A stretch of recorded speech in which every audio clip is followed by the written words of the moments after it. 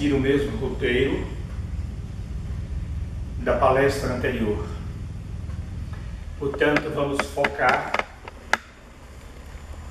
sobre outros aspectos dos postulados da nossa doutrina. Inicialmente, citamos o que já foi apresentado. Nós somos seres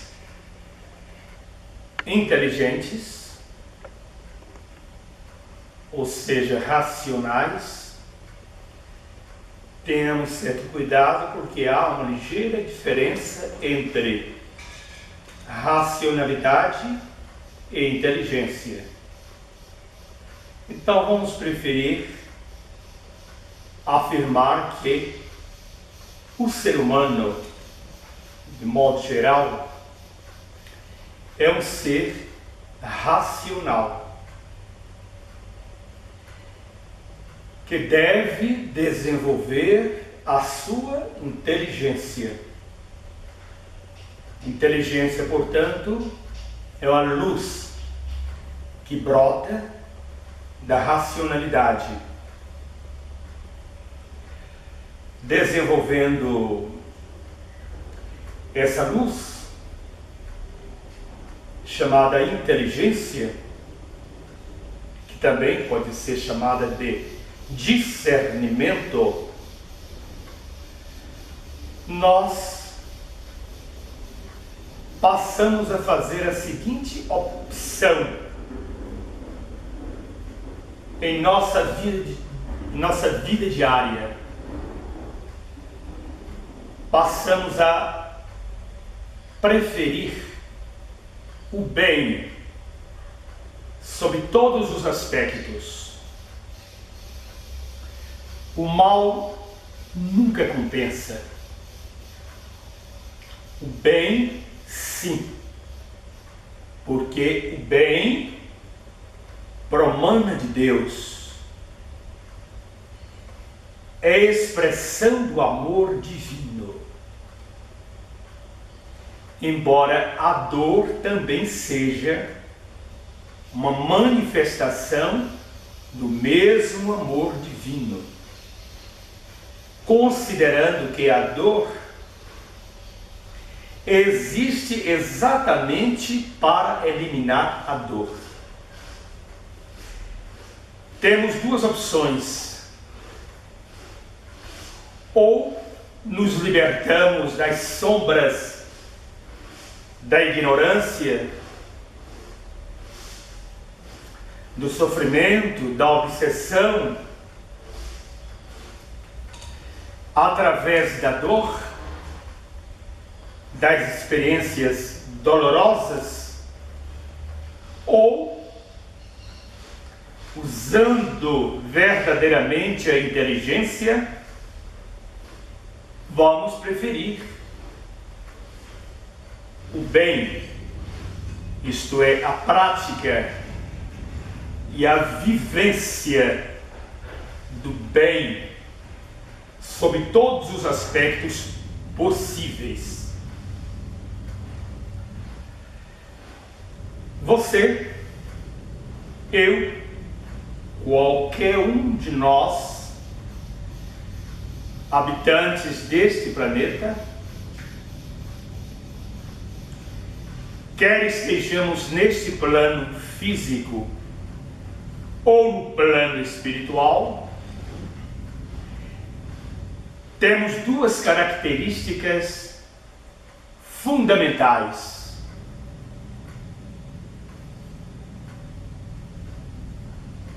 Para ser mais claro, posso dizer: eu ou você, qualquer um que esteja nos assistindo neste momento, tem duas marcas, duas características, que são as seguintes, e que devem ser descobertas à luz da verdadeira inteligência. Repetindo. Primeira característica, ou primeira descoberta: somos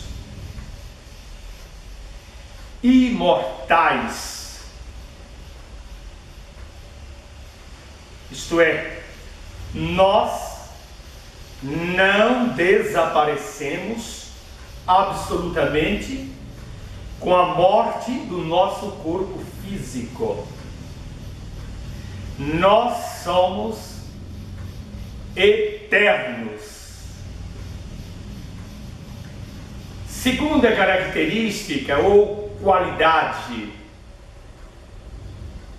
nós somos divinos. Muitas vezes, pessoas do meio espírita, à guisa de brincadeira, dizem: eu não passo de um obsessor, eu sou um espírito das trevas.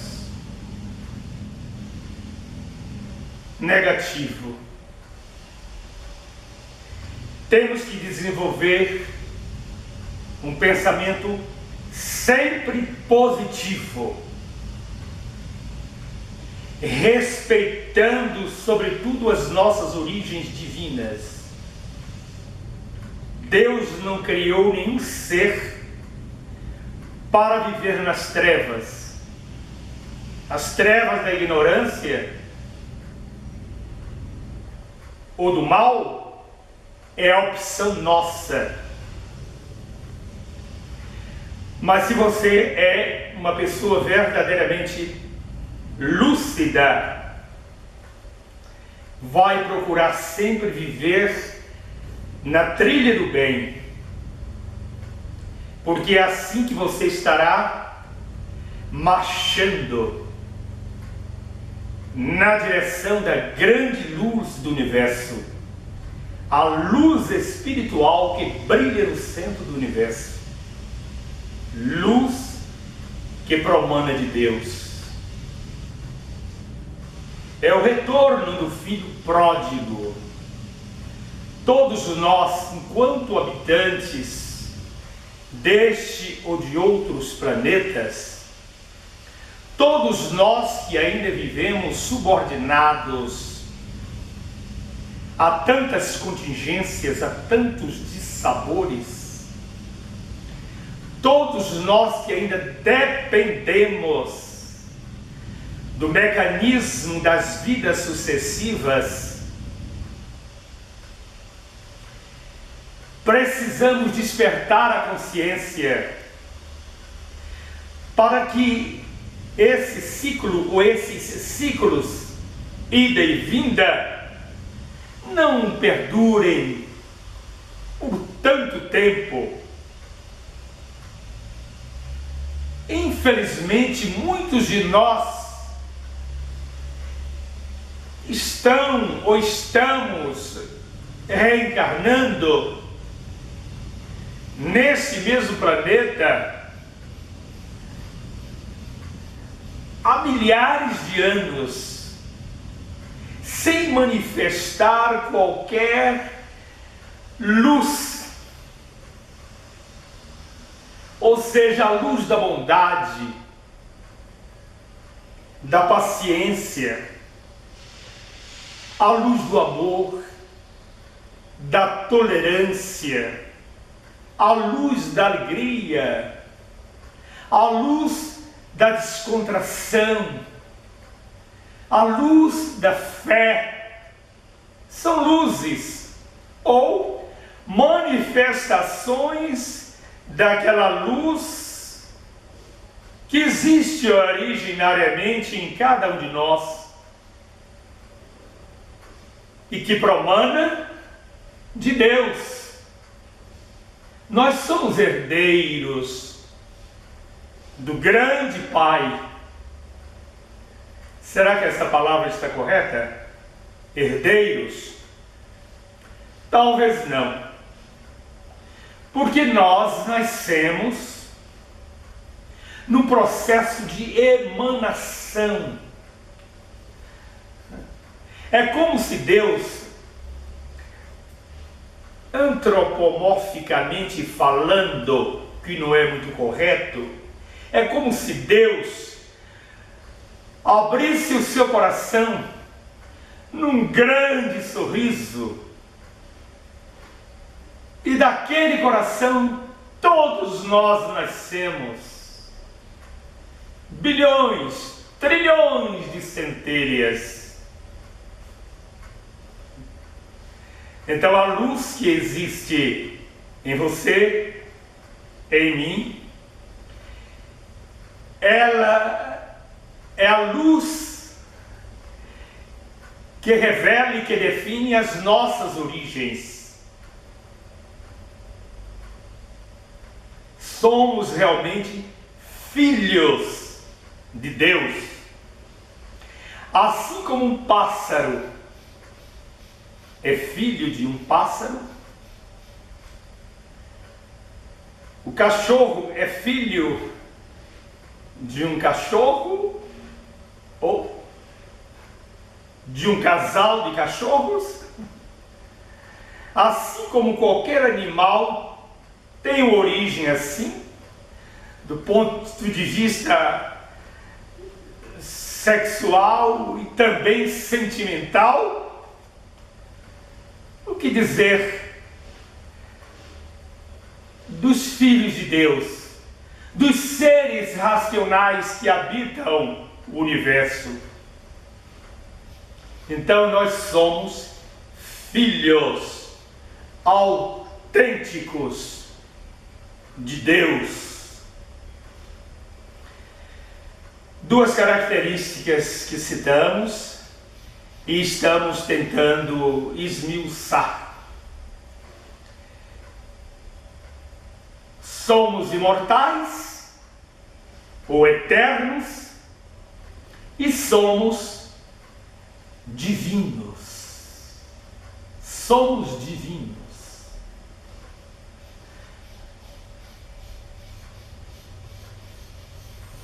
Falemos do outro postulado a que já nos referimos na palestra anterior.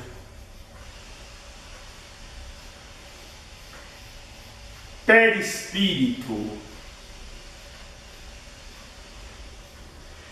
Perispírito é aquele campo ou aquele corpo magnético ou fisiomagnético que se situa entre o espírito e o corpo, mantendo a mesma aparência do corpo físico. Nós vivemos no nosso dia a dia nessa esfera tríplice, digamos assim: espírito, corpo físico e perispírito ou psicossoma. O perispírito, que é muito energético, fluídico, etéreo, perispírito, ele é um acumulador de energias as mais diversas.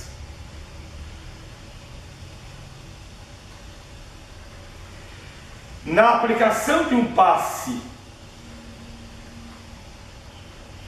devo agir com o meu corpo físico, com o espírito naturalmente, mas sabendo que o meu perispírito está naquele momento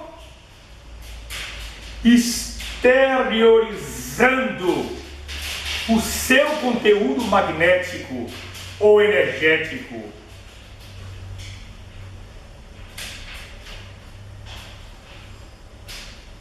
Na aplicação do passe especificamente, é importante que o nosso corpo físico esteja higienizado. É muito importante que nossa mente esteja em sintonia com os mensageiros da luz. E também é fundamental que o nosso perispírito guarde, mantenha energias saudáveis ou salutares.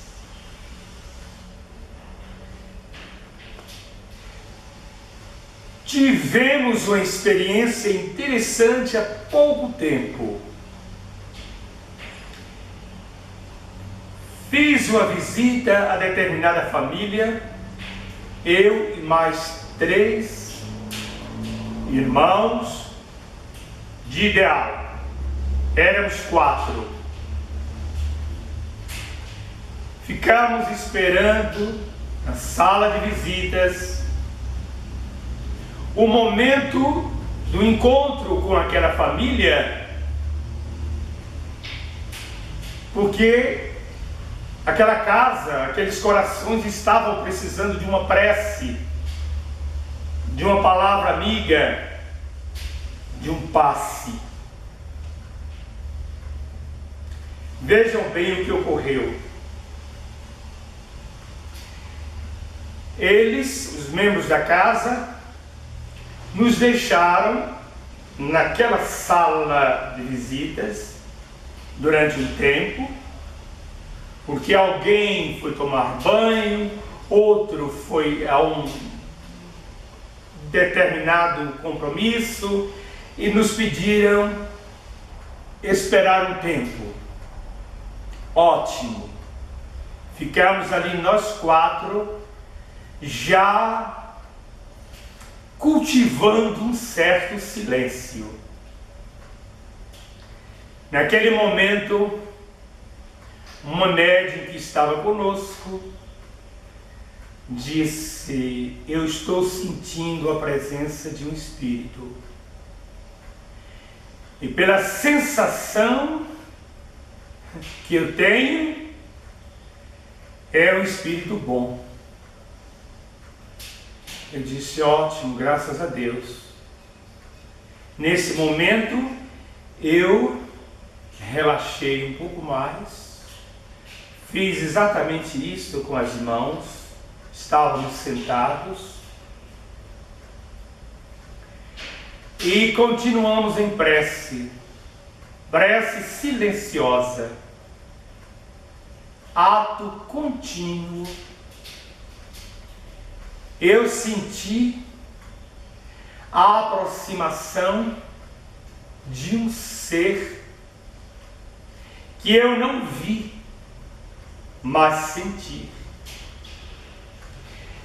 na forma de brisa.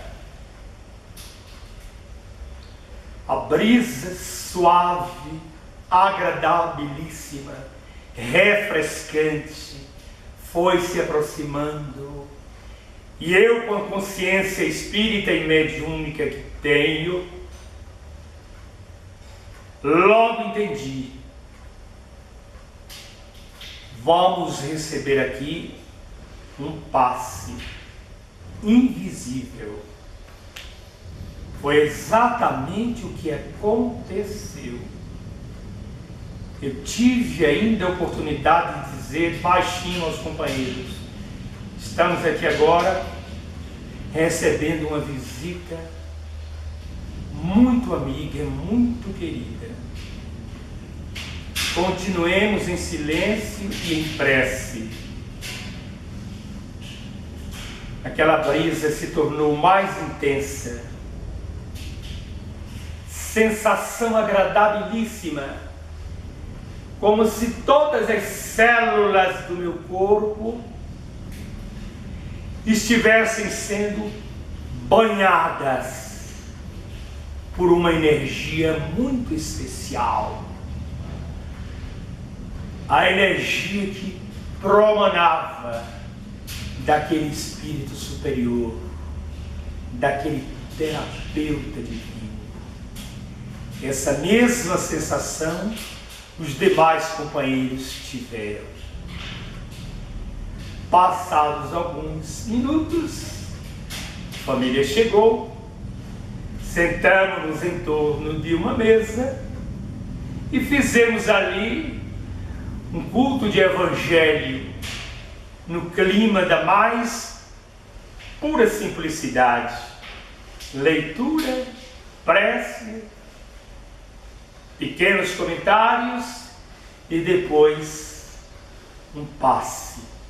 Nós quatro, que já havíamos recebido um passe muito especial, um passe invisível, levantamos-nos e aplicamos o passe, a energia da qual as pessoas, os membros daquela família estavam necessitados. Nessa simples experiência, percebe-se que somos imortais. Existe em nós um campo energético chamado perispírito e sentimos que a mediunidade estava presente. Eu não vi, os demais companheiros também não viram, embora dois entre nós fôssemos médiuns. Não me foi permitido ver aquele espírito, ou seja, a aparência daquele espírito, mas senti a sua energia, a sua vibração de espírito superior. Somos imortais, somos divinos, e é nesta luz, meus amigos, meus irmãos, minhas amigas, é nessa luz que precisamos caminhar. É nessa luz que nós devemos viver cotidianamente. Faz aproximadamente 150 anos que a doutrina espírita estava chegando ao mundo pelas portas da mediunidade na Europa, tendo que passar pelo crivo da razão de um grande homem, grande pesquisador, cognominado Allan Kardec. O Livro dos Espíritos, todos sabem perfeitamente, foi publicado exatamente em 18 de abril de 1857. A doutrina se espalhou. Os livros subsequentes foram logo publicados. A Revista Espírita, também de responsabilidade de Allan Kardec, teve grande circulação na época. Mas tenho aqui uma pergunta que não quer calar. Será que nós, visitados por essa grande luz chamada doutrina espírita, será que nós Entendemos mesmo a mensagem dos Espíritos Superior? Entendemos de fato a missão de Allan Kardec e de todos aqueles médios que com ele trabalharam por vias psicográficas, psicofônicas? Será que nós, passado tanto tempo, entendemos a grandeza daquele homem, daqueles médiuns, daqueles espíritos? Não desperdiçamos nosso tempo, nossas vidas? Será que você que me ouve está ouvindo pela primeira vez uma mensagem espírita? Será que eu deveria continuar aqui, nesse processo reencarnatório e kármico, depois de tanto tempo de doutrina, passados 2000 anos de cristianismo? Será que eu entendi? Será que eu assimilei? Será que nós respeitamos devidamente a presença de Jesus em nosso plano? O médium de Deus? Tanta coisa desagradável tem nos acontecido ao longo desse tempo todo. 150 anos, 2000 anos, continuamos caminhando pelo mesmo chão, enfrentando semelhantes dificuldades, quando já deveríamos ter alçado voos pelos espaços da sabedoria e da caridade, porque a caridade é manifestação do amor. Por isso, na codificação espírita nós encontramos essa máxima: fora da caridade, ou seja, fora da prática da materialização do amor, não há salvação. Será que nós espíritas já nos amamos? Aconteceu recentemente mais um congresso espírita mundial na cidade muito querida e muito linda de Lisboa. Centenas de espíritas e simpatizantes da doutrina compareceram àquelas conferências. Será que aquele espaço tão belo e tão nobre também abriu as portas dos corações para que os mensageiros da luz se fizessem presentes?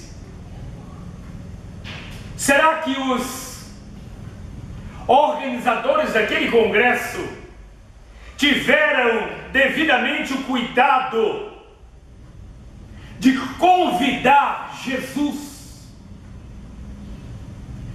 para participar e para iluminar aquele encontro de tão grande responsabilidade?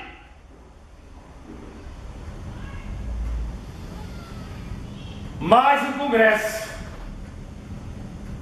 outros congressos.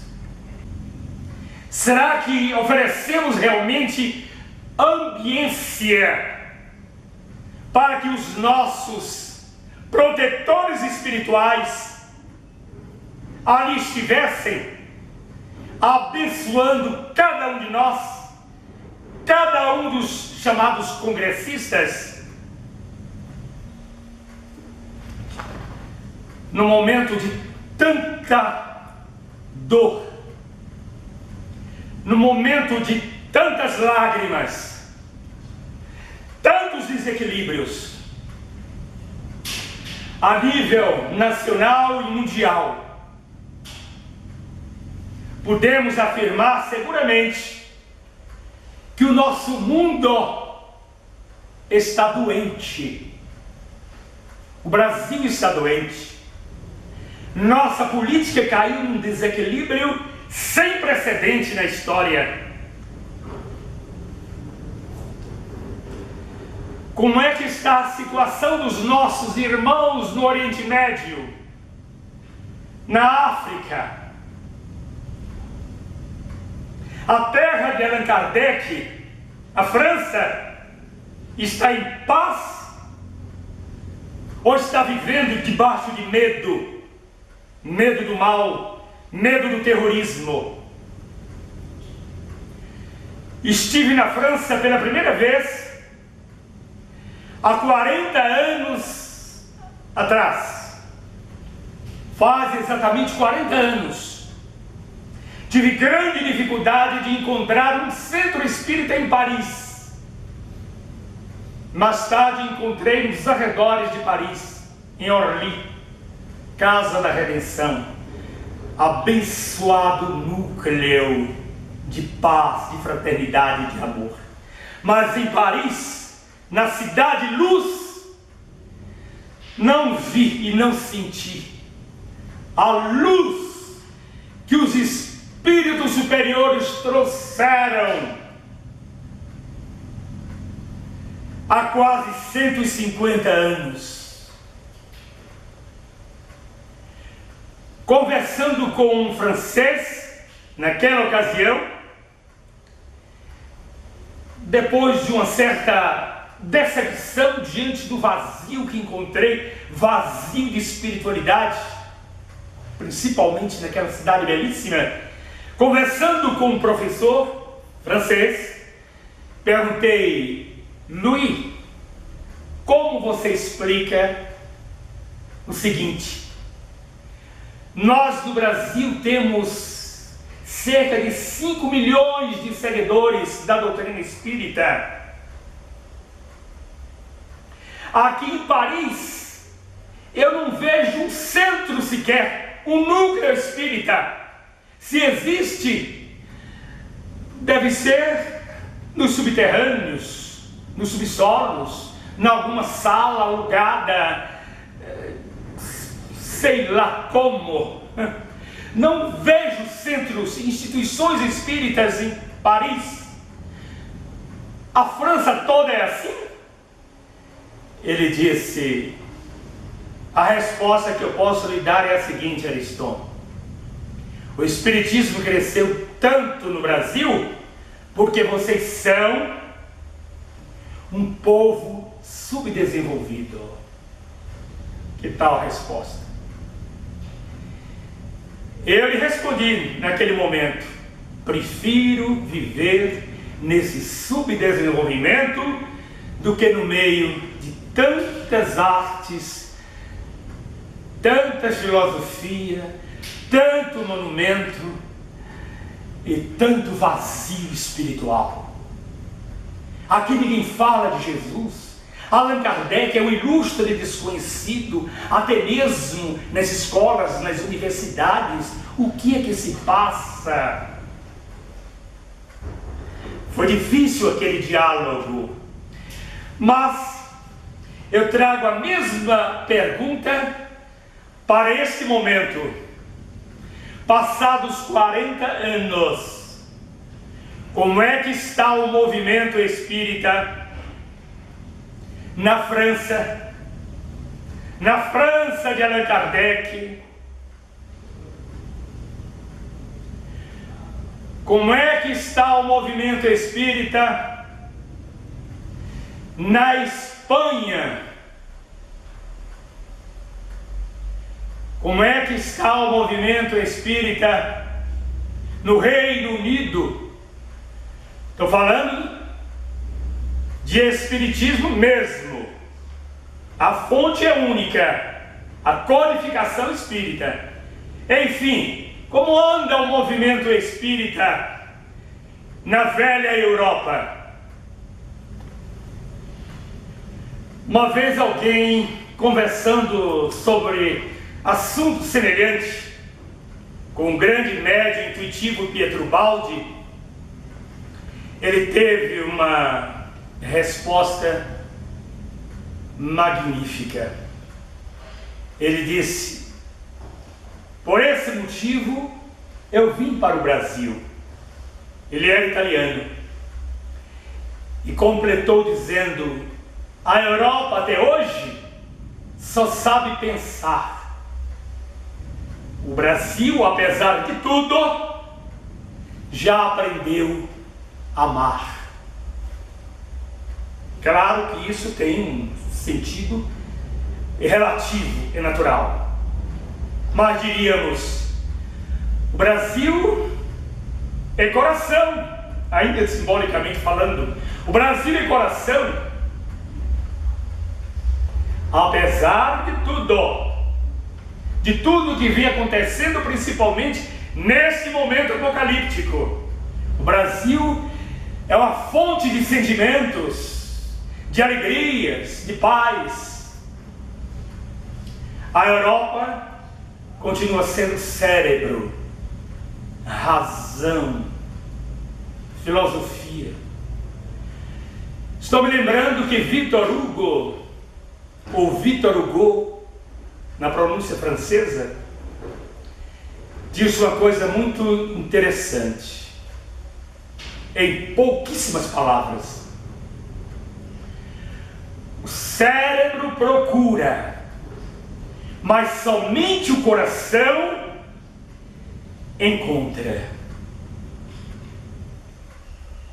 Nós, espíritas ou simpatizantes dessa magnífica doutrina, temos que prestar contas à nossa própria consciência, se não nesta vida, depois, no plano espiritual. Vamos um dia desencarnar e um ser superior, naturalmente, vai nos colocar a seguinte pergunta: consta que você foi espírita, frequentou o centro durante 20 ou 30 anos. Meu filho ou minha filha, por que você traz esse perispírito com tantas manchas? Essa aura, esse campo magnético tão obscuro. O que houve? Você não entendeu a mensagem? E aí? O Espírito Emmanuel, numa certa ocasião, disse ao seu médium o seguinte: é lamentável que percebamos no mundo espiritual a chegada de um número crescente de espíritas em situação de fracasso. É bom que isso também aconteça com a gente? A doutrina é para ser vivenciada. As organizações que administram o movimento espírita no Brasil e em outros países deveriam abrir corações para atender os pobres. Não é só no Brasil que existe pobre. Em todos os países existe pobre e existe miséria. Até mesmo nos países mais ricos. E caridade, à luz da doutrina, não é somente pão, agasalho, sopa. Caridade é a materialização do amor, repetindo, é manifestação do amor perante quem quer que seja. Diríamos mais o seguinte: o verdadeiro espírita não é aquele que sabe muito, que fala várias línguas, que tem todo o livro dos espíritos decorado. O verdadeiro espírita é aquele que vivencia ou tenta vivenciar diariamente os ensinamentos insuperáveis do nosso Senhor e Mestre Jesus. Pensemos nessas palavras, que a misericórdia divina, através dos mensageiros da luz, nos permitiu trazer ao seu coração nesta oportunidade. Podemos concluir dizendo, sem sombra de dúvida, o Espiritismo é uma grande luz que promanou do coração generoso do Divino Mestre e se estendeu por todos os recantos, por toda parte do mundo.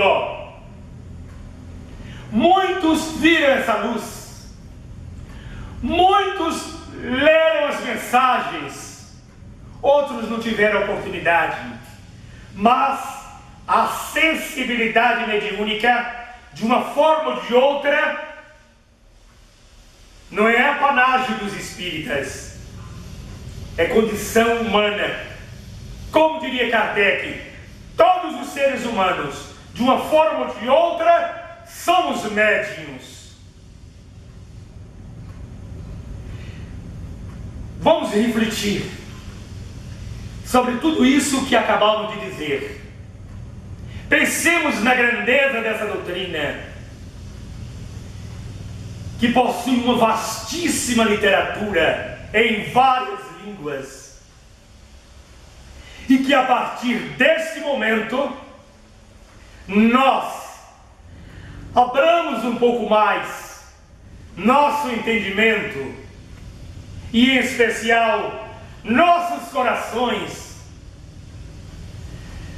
para que assim nos aproximemos mais e mais dessa grande fonte de pura felicidade, eterna felicidade, o centro espiritual do universo, Deus.